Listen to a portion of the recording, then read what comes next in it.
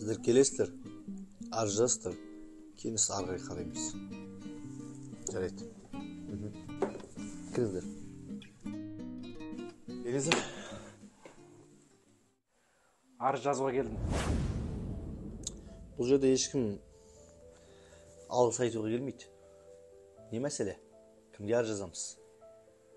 Мен інімді сотқа бермекшімін. Ол таңғалатын нәрсе емес.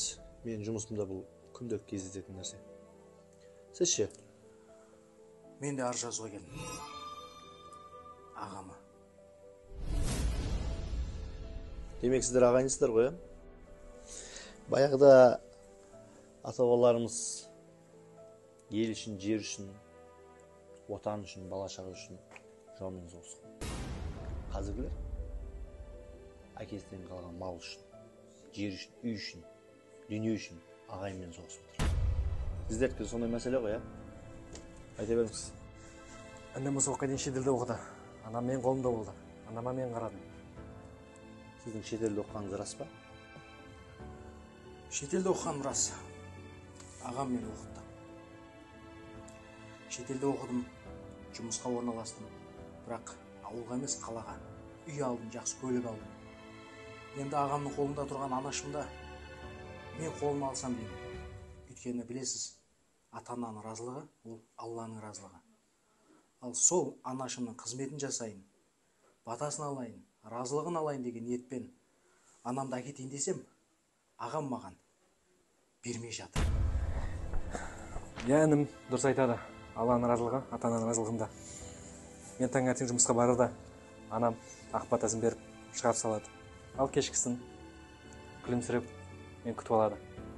Мен сондай жәннатымды қалай екі қолдап ініме берем. Мен сол үшін арыз жазам, інім сотқа берем. Сендер не? Немен әзілдесіп тұрсыңдар ма? Или мен басқа істейтін жұмысым жоқ па? Жоқ.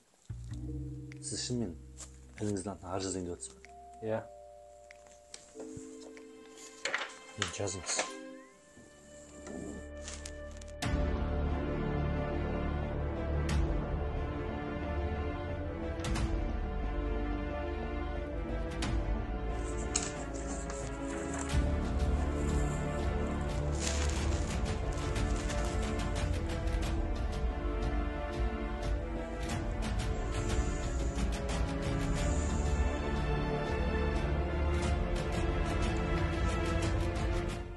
Мен арыз қабылдаймын.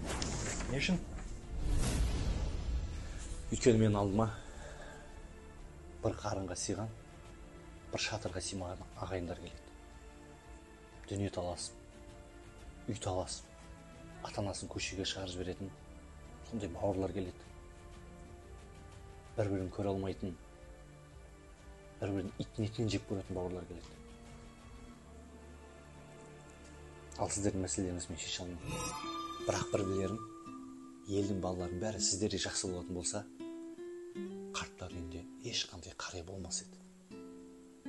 Сіздер тәрбиелеген ата-аналарыңызға рахмет. Сіздерге менің алғысым шексіз. Мен сіздерге ризамын.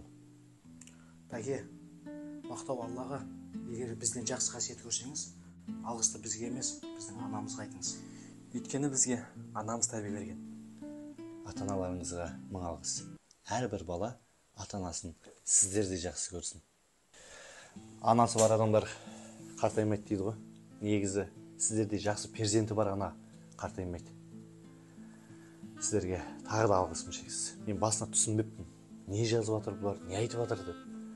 Өйткені мен алдыма басқа адамдар келеді да, басқа мәселе бойынша. Сіздерге мен кәдімгідей. Бәке, мамаш кіммен қалатын болды сонымен? Анаңыз сізбен тұра ма, ағаңызбен тұра ма маңызды емес. Маңыздысы өзіңіз айтқандай ата-ананың разылығы, ол Алланың разылығы. Ал ата-ананың разылығын табу әр баланың өзінің міндеті. Бұл мәселе мен шеше алмаймын. Анашым шалқып күлсе, алдымда ұзақ жүрсе, жүрегім жыр толғайды, көңілім ортаймайды. Анасы бар адамда ешқашан қартаймайды.